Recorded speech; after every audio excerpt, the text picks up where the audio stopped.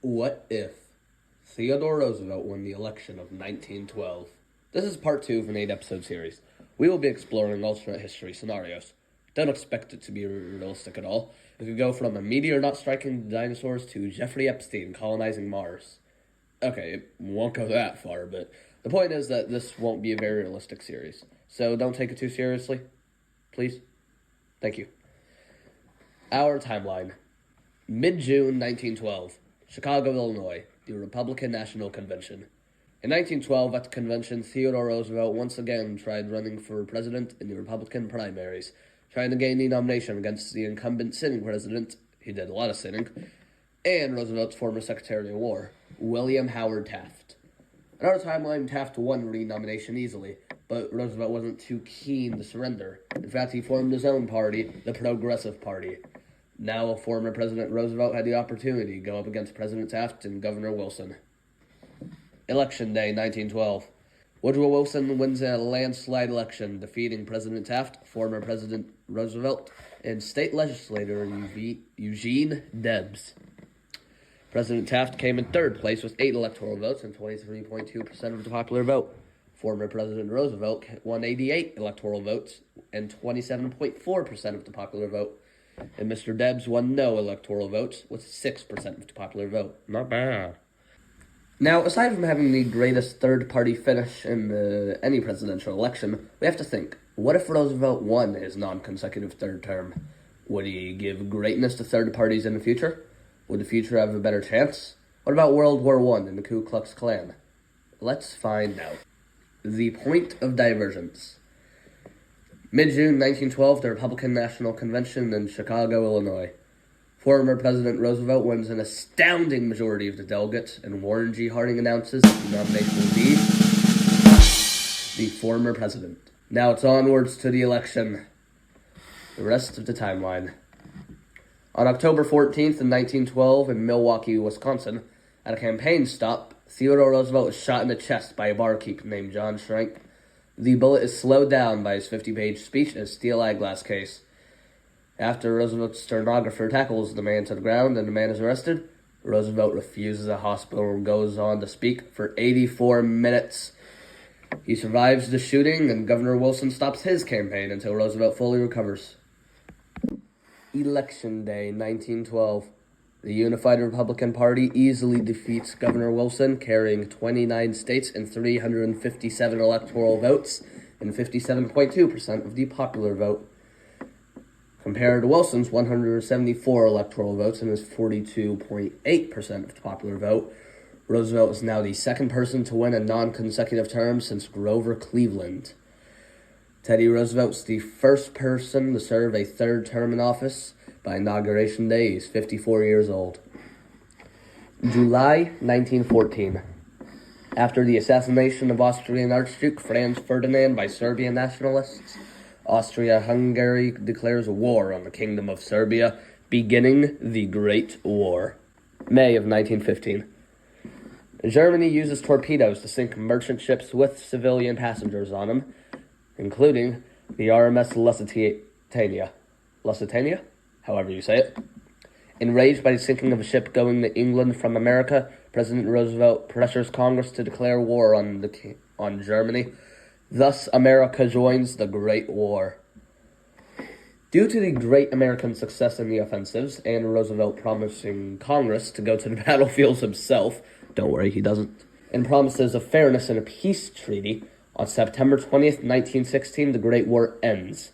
All opposing and allied forces agree to meet in the Palace of Versailles in 1917.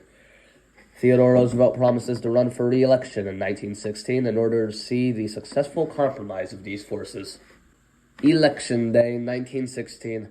President Teddy Roosevelt wins a 4th term against his Democratic opponent, William Jennings Bryan, a former 2-time presidential candidate.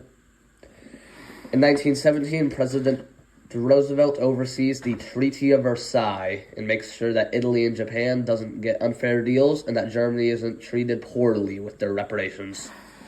And even thus, with the great state that even Russia is in by now, there's no overthrowing of the Russian Tsar. The League of Nations has never proposed a reform. Fascism does not take place in Italy, and the Nazi Party never comes to any sort of power. Hitler explores his career as a painter. As for the Ku Klux Klan, racism, inequality, and much more caused the Second Klan to form.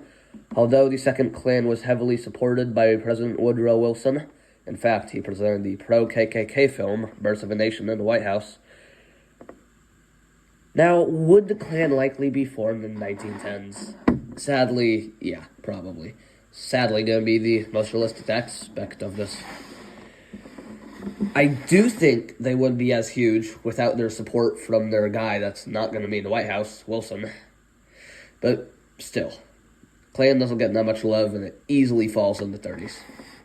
As for other issues within the United States history, the temporary ban on every single mother's and abusive father's pastime, alcohol, prohibition never comes to pass. The Prohibition era in the United States was a time when alcohol's manufacturing, sales, and production was completely banned under the Constitution. I don't think that the pragmatic Theodore Roosevelt would support the amendment in either Congress or in its ratification stage. So in this timeline, it's alcohol, baby. The Prohibition era here won't lead to organized crime. It won't lead to widespread corruption to a certain point, but also won't lead to major health concerns over alcohol use. So, drunk and driving. Now, who is likely to become president in 1920? A Republican. People have loved the 20-year span of the GOP in the White House. Theodore Roosevelt surprisingly declines to run for a fifth term and supports his vice president, Herbert S. Hadley's run for president in 1920. Opposing the Democratic nomination, James Cox, Hadley wins.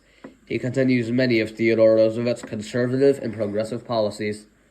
Now, I don't want the GOP to win every election from 1900 to 1924, but I'm going to, because it's my video.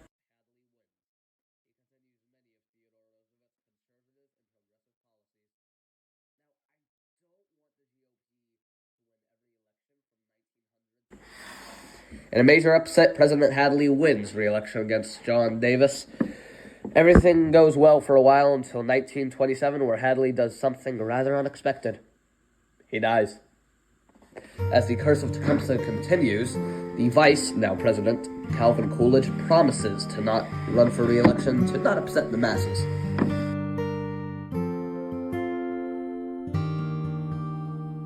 Like how that choice will upset all of you. The winner of the 1928 election between Herbert Hoover and Al Smith is won by the governor of New York, Mr. Smith. Al Smith wins the election very closely in an electoral vote of 303 to 228. Al Smith becomes the first Irish Catholic president in the history of the United States of America. Now, very sadly, and realistically, don't expect it to be realistic at all. Don't expect it to be realistic at all. Don't expect it to be realistic at all. This is going to lead to social unrest, violence, rage. He was a Catholic in the 1930s.